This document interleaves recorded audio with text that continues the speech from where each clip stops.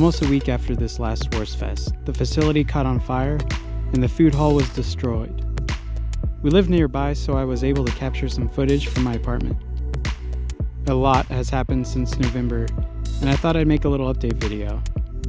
The Wurstfest committee designed and approved a new facility with construction beginning immediately to be able to make the 2020 Wurstfest possible. First, they demolished the old food hall. Then they excavated and filled in the giant hole.